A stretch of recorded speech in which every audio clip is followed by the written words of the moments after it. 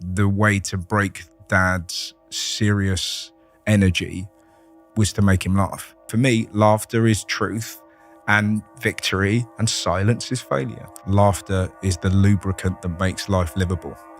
And it really soothes tensions, and it's a bandage that gets over cracks, definitely. One would then assume that comedians have like just tremendously high self-esteem. If they're laughing, yeah. But then what the interesting as well is how quickly it crumbles down if it goes badly. And I've got a friend of mine, Al Pitcher, who's a comic in Sweden, and we talk about this a lot, where when you're low, irrespective of what you've done before, you just feel like such deep shame that you've been unable to kind of make them laugh. But then that makes you work hard and go again, because you know the excitement you get from making them laugh. So it's an unhealthy treadmill, but at the end of that treadmill, there is this incredible cherry. Deep shame. Just because it's embarrassing. It's like you've tried to make, like, even this, I'm really enjoying this. It's really fun, but it's very serious. And we've got like a little mini audience over there I can hear. And every little laugh, my brain's going, oh, that's good.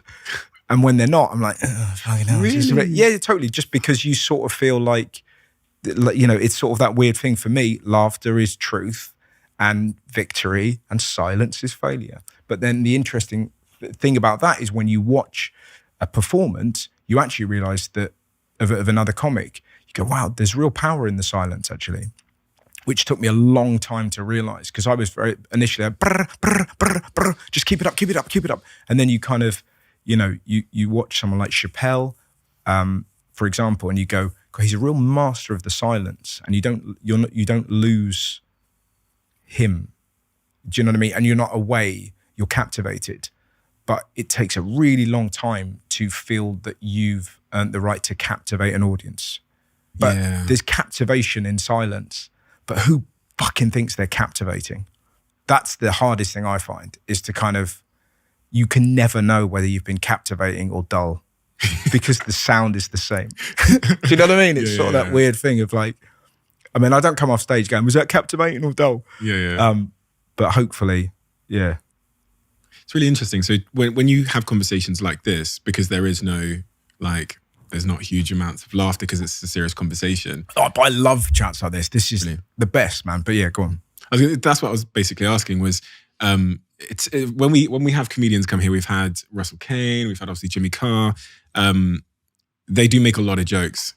Yeah. Even before we're filming, I think, Jack will like put the microphone close to Jimmy Carr's mouth, and I think he said something like, just keep it like a fist away. And he said, that's what your mother said. Yeah. It's like, yeah. And it's almost like a Tourette's of humor, which is, and I wonder how you kind of get through life like that. And it almost feels like uncontrollable. Yeah, honestly, that is the best description of it. You spend a lot of time playing around in your head.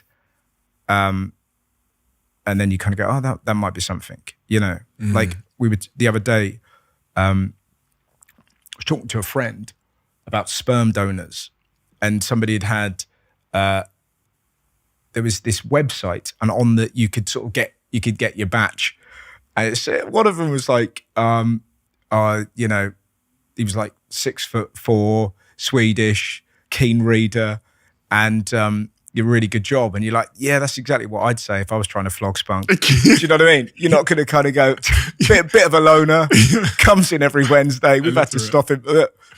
But my point being, we were having a chat about sperm donating, and my brain was sort of off in this sort of fantasy land.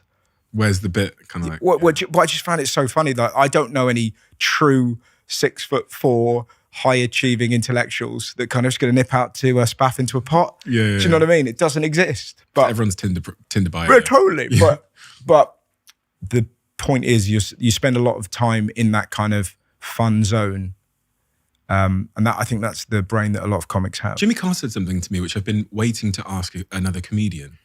There's a stereotype that comedians are funny because they're depressed. Yeah. But Jimmy Carr said that's wrong. He said, you've really got to ask a comedian who in their family is sick. Because he says that much of his comedic genius or his desire to please people came from trying to make a family member happy or trying to ease moments of tension in the family dynamic when he was younger. Do you resonate with that at all? Yeah, completely. That my dad is, is successful and super serious, but used to lose his mind watching kind of Billy Connolly or watching Have I Got News For You? So he would like howl with laughter. And we sort of figured out the way to break Dad's serious energy was to make him laugh, So definitely it was kind of, there's no tension if people like, I've got a line in my new special, which is laughter is the lubricant that makes life livable. And it really, it soothes tensions and it's a bandage that gets over cracks, definitely, and then it's sort of this thing that when you discover you can make people laugh, it's so addictive and you can literally create your own energy. And like you do in arena, there's 15,000 people there, you're orchestrating this almost societal orgasm where they're kind of like lost in laughter together. You feel like a necromancer, man. It's the best. And I think Jim's right in that that initial spark comes from probably, I'm thinking of other comedians as well as myself, it's sort of that sense of, like I've got a lazy eye. So that was so I became funny to deflect and did jokes about my eyes to stop people looking at them.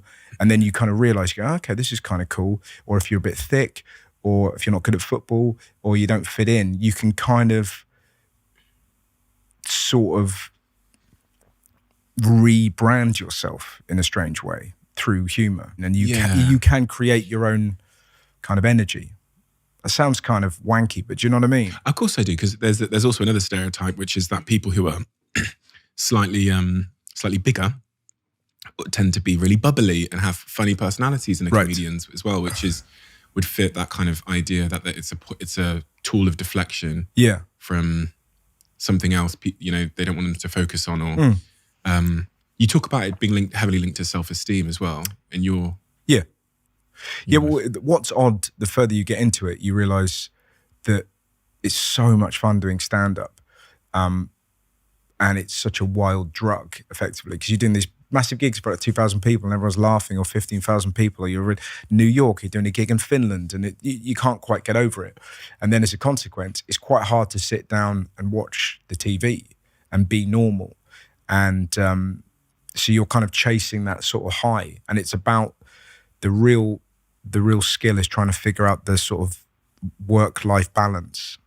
If you love the Diary of a CEO brand and you watch this channel, please do me a huge favor. Become part of the 15% of the viewers on this channel that have hit the subscribe button. It helps us tremendously, and the bigger the channel gets, the bigger the guests.